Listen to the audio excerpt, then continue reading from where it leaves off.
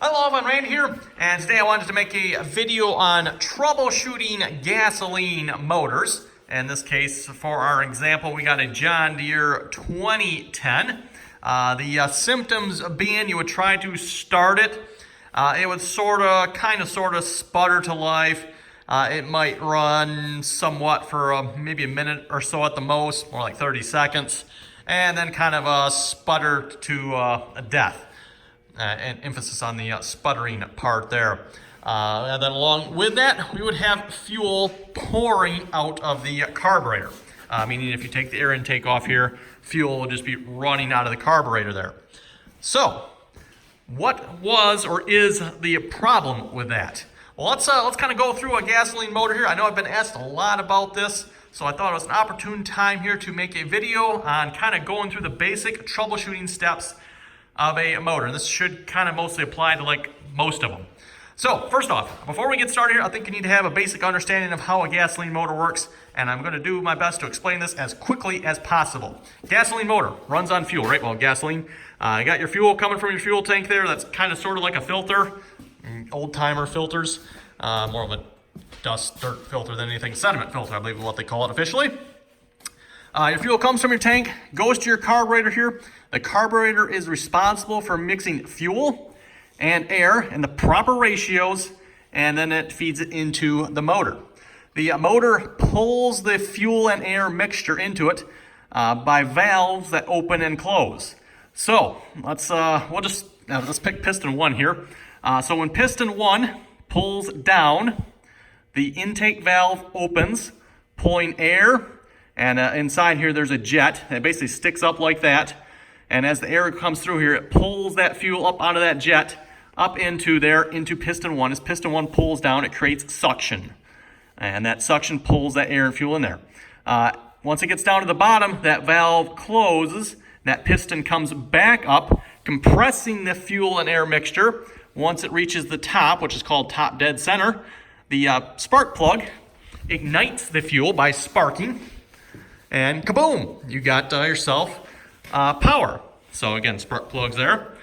And that slams that piston back down. So the piston goes back down. Once it's down, another valve opens known as the exhaust valve. And the piston comes back up and forces that burned fuel air mixture out of the motor. So there you go, everyone. Pretty much a gasoline engine 101 there, explained as quickly as possible. Of course, it's sort of a little more complex than that. The distributor here is what controls the spark and the firing order. The ignition coil is what creates the spark. So it sends that spark to the distributor, and the distributor, as it says, distributes the spark. So in this case, we got a John Deere 2010 that has fuel pouring out of the carburetor, doesn't want to run. Where do you start? Well, I suppose you could start with the carburetor, and that is exactly what we did. We took the carburetor apart, tore it down. If you got fuel pouring out of the carburetor, most likely it is a problem with the float. Meaning the float in here, there's a float in here that controls the level of fuel in this bowl. So, I don't know exactly how high the fuel actually is in here. Can't really see in there, but that controls a valve in here that opens and closes, allowing fuel in or stopping the fuel from coming in, depending on which way it needs to be. So we kind of suspected that was a problem. Turns out that, well, that might have been a problem, everyone, but I don't think that was all the problems here. So this basically comes to the point where you need to start troubleshooting. So where do you start? Again, you got the obvious problem of fuel coming out of the carburetor. There's something else you can check here as well that is relatively easy to check. And you can check this a couple different ways. My preference is to use a spark plug tester. Or, in my case, I've also got a timing light that works really well for that. I've done video on that in the past. You can check that out. But if you don't have any of those tools, what you can do is you can take either another spark plug, or you can take one of the spark plugs that is in here out, hold it up against a piece of metal, the threaded portion of the spark plug, just hold it up against a piece of metal, crank the engine over. Just be aware, if you're hanging onto it, you might end up with a shocking experience. But you should see a spark appearing on that spark plug, at the tip of the spark plug. If you don't see any spark, you got a problem. And in my case here, when I put a spark plug tester, while there was spark at times, it was not a very good spark, and it was a very erratic spark. That is definitely not good. You want to see a nice, fat, continuous, spark, especially on a motor like this. So that right there was kind of the problem with this motor. I think it was mostly a spark issue. But anyway, I'm trying to make this a little more general here. So where do you kind of start? Well, you kind of have to start with what you got. Do you know you have a problem? In this case, we knew we had we thought we had a fuel problem, and I think there might still be. That's minor details for this. Basically, when it comes to troubleshooting, fuel, air, spark, timing, compression. Kind of remember those. Those are kind of like the 5 things. And just work your way through them. Kind of use your best judgment there. If you're not sure, just start with one of them and work your way through the rest of them. But if you kind of have an idea like, well, maybe spark isn't good, start there. If you think maybe you got a fuel problem, start there. Doesn't really matter what. So let's pick one here. Spark. Real easy. Spark plug tester. Stick a spark plug tester on it. You should know fairly quickly you got spark or you don't have spark. And then, of course, that spark has to be in time, too, but we'll get to that here in a moment. And that's probably going to require a timing light, by the way. You're not going to be able to really troubleshoot that any further, I don't think, without a timing light. But you can at least find out if you got spark. With this motor, if you don't have spark, you got your main part here, and that is the ignition coil. That's what creates the spark. You can check the spark coming off of this. If you don't have spark here, well, it doesn't necessarily mean this is bad, because inside here you also have points and a condenser, which also have to work in tandem with this to create your spark.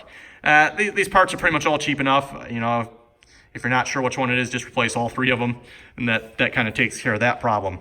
Also keep in mind, it could be an ignition switch problem too. It's not turning that on. That is worth noting as well. At that point, you'll probably need a wiring diagram to troubleshoot that any further. Over on this side, kind of tackling the air and the fuel. The air really, it's part of the equation, everyone, but there's really not much you can control with it unless, like the filter, the air filter's plugged or something like that. There's really not much you can do with the air. Fuel, on the other hand, is always a big one. If you got your engine's not running smoothly, it's idling rough, something you can always try doing is turning open the main jet here. If turning it open, it smooths out the engine. Chances are you probably got crud or something in the carburetor here that's blocking the fuel. And by turning it open, you're adding more fuel. Shouldn't really do that, and you shouldn't have to do that, but if you do it and it works, indications are it's probably something with your carburetor here. So, of course, cleaning the carburetor, well, there's lots of videos on YouTube, including my channel here, that I've done carburetor cleanups, including this very carburetor here, which I noticed I got fuel leaking. Interesting. So I might have to be into this carburetor here a little bit more. But yes, basically get yourself either clean the carburetor or get yourself a carb kit so you can rebuild the carburetor. And then, of course, make sure, something you can do here too, make sure the carburetor is getting fuel. If you take this off and there's like no fuel coming out of the tank, well, troubleshoot that then. Move up to the tank. Is there fuel coming out of the tank? Is it coming through the line? The line plugged? You got a filter in there that's plugged. All that type of thing. Okay, and next we're going to talk compression and timing. Typically, when you hear someone talk about a gasoline engine and troubleshooting, you're going to hear them talk about fuel, air, spark. They don't mention the compression and timing, but those are equally as important, especially the timing. If your fuel is not getting injected at the right time, the spark isn't happening at the right time, guess what? It's not going to run. Well, shouldn't really have to guess. That should be obvious, right? So you need to have the timing right. In this particular motor, there's a couple of different timing aspects you have here. You got the timing of the valves up top. The valves need to open and close properly to let the fuel in, the exhaust out, close when it's on the compression stroke, all that type of thing to make sure your engine runs the best. So you got your valves up top there. Those are typically controlled, in this case, by a camshaft. The camshaft, I believe, is probably in here somewhere. Actually, it's probably down here somewhere. I'm guessing, because that's where the distributor is probably running off of. But it's controlled by the camshaft. And that camshaft is, of course, driven somehow, in this case, off the crankshaft. Getting real technical here, I know. But basically, all that has to be in time. And it's kind of not a bad idea to go check your valves, make sure the valve clearances are all good, especially on an older motor like this. In this case, we have done that, and they seem to be good. Next, you also have the distributor here for timing. The distributor needs to be in the right time. In this case, this distributor can turn, I'm not sure how much, but it can turn clockwise, counterclockwise to advance or retard the timing slightly. So if this is not in the proper time, and this is where you're going to need a timing light to check that. I suppose, and I've heard, some people are good enough, they can turn it and just by listening to it, they can get it right. I'm not the greatest at doing that. I mean, I can get it so it sounds decent enough, but to get it exactly right, a timing light's needed.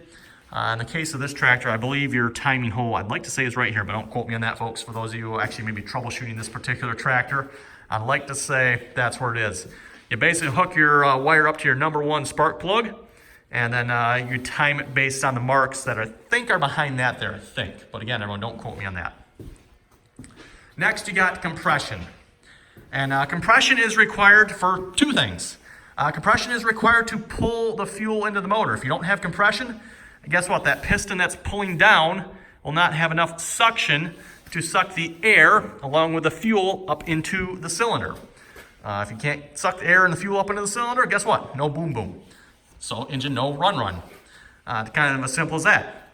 Next problem, if your compression, maybe you got enough compression to pull the fuel and air up into there, but you don't have enough compression when the fuel and air ignite, that it loses power. So if you got a motor that maybe it runs, but it just completely lacks power, well, and again, there's a lot of things that could cause that, but you might be low on compression.